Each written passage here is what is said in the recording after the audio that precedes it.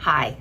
In a pursuit to have a romanticized life and also a regret-proof life, I want to share some things with you that I realized after my mom died.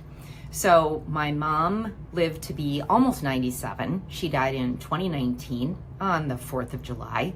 She would have been 97 on August 1st. And while I can say there were many things that I feel like we did right, do you ever lose someone and not have at least maybe one or two regrets? So I know that this sounds kind of heavy, but the whole point is that not only to make sure that we have a regret-proof life, but that the people who love us also aren't left with regrets at the time that we leave this earthly plane. So if that sounds maybe not good, but interesting, I hope you stick around.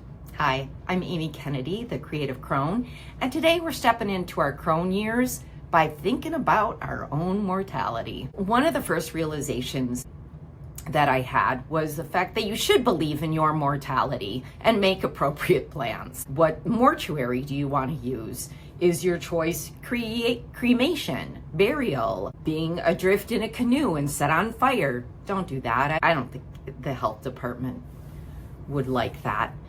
What kind of service do you want? Just actual sort of logistical bullet point things that you want for your service. One of the things my mom had done was paid for cremation services, and that helped us immensely. Use the good stuff while you're alive. Use the good plates, silverware, towels, candles, sheets. Use the good things. Do not save them for company. One time, my mom had decided to buy beautiful, fluffy white towels, but never used them because they were for guests. It's not like she had a million guests, but that's what she said. They were for guests. Through a series of events, one of her grandchildren actually lived with her for a while, and he was a teenager at the time, and he used one of her good white towels. She got very angry because they were for company and not for family. She unfortunately had a fire in the house. Everyone got out safely. And of all those beautiful white towels that she had purchased, the only one that made it through the fire was the wet one that was on the floor that had been used. So use the good stuff. Plus, using the good stuff makes you feel fancy and fun. Like, it is fun to use the good stuff. Always remember that. All right.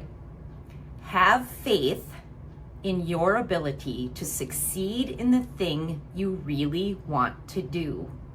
In other words, don't dilute your energies with your plan Bs. Even for myself, I always wanted to be a writer, and I did write, but it's not like I gave it my all. I'm giving it my all now. But it's not like I gave it my all in the past when I was younger.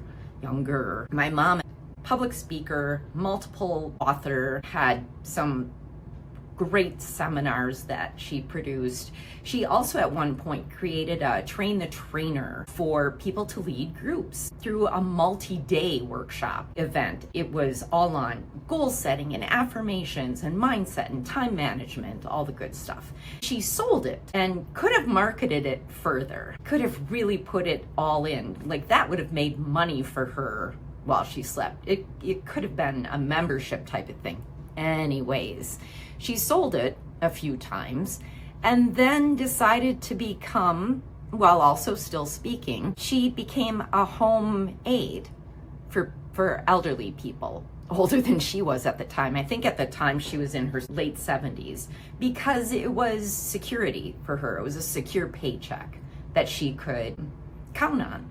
I do not discount that. I understand she wanted security, but I feel like she gave up something that could have been astounding for security. All right, and that kind of leads into this next one. Once you birth something, whether it's a creative project, a book, a piece of art, a website, a YouTube channel.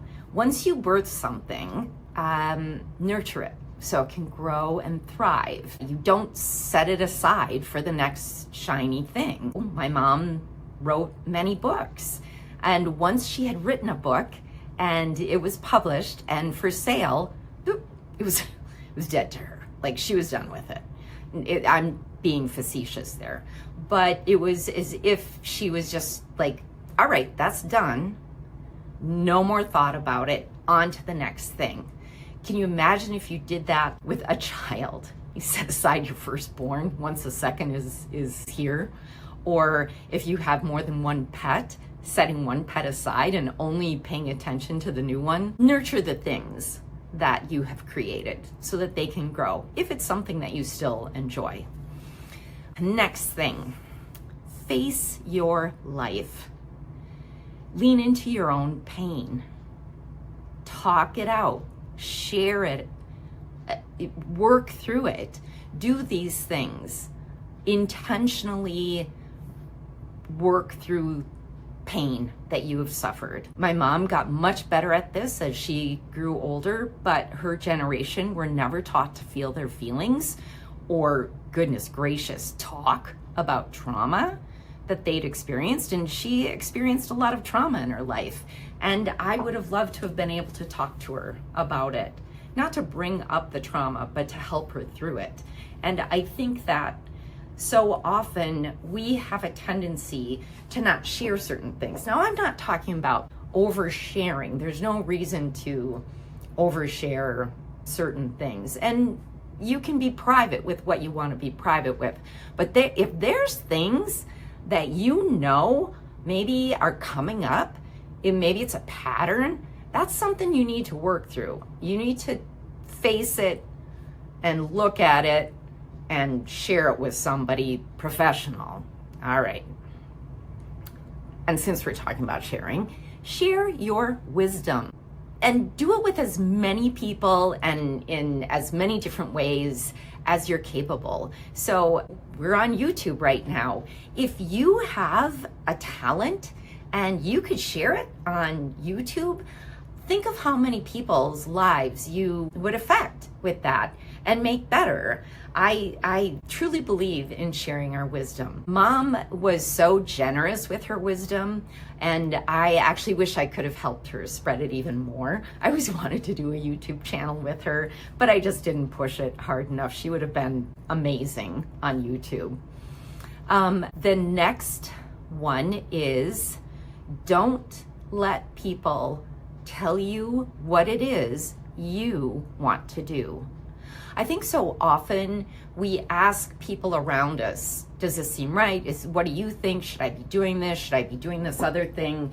What do you think of this idea that I have?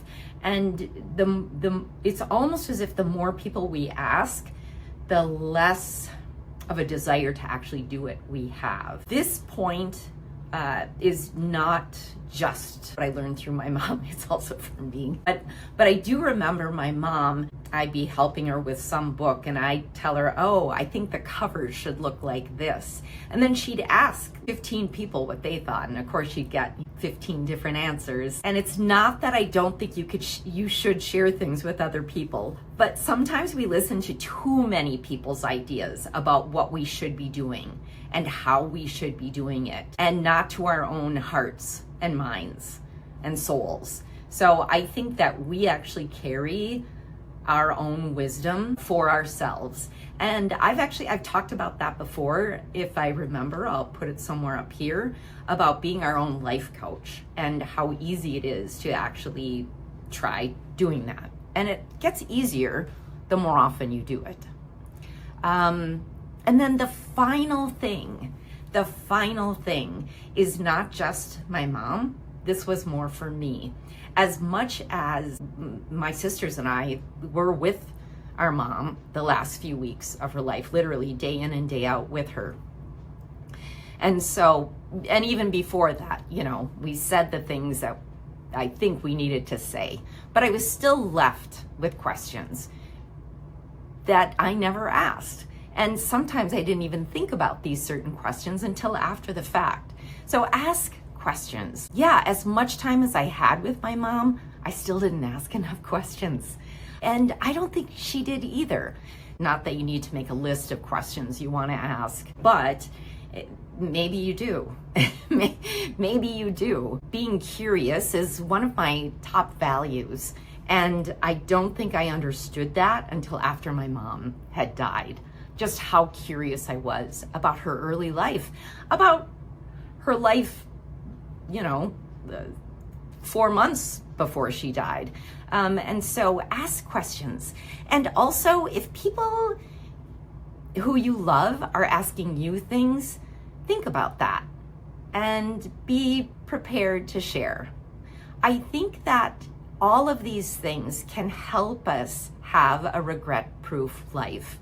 And I think that if we share these things with people we love, then they are better able to have a regret-proof life as well.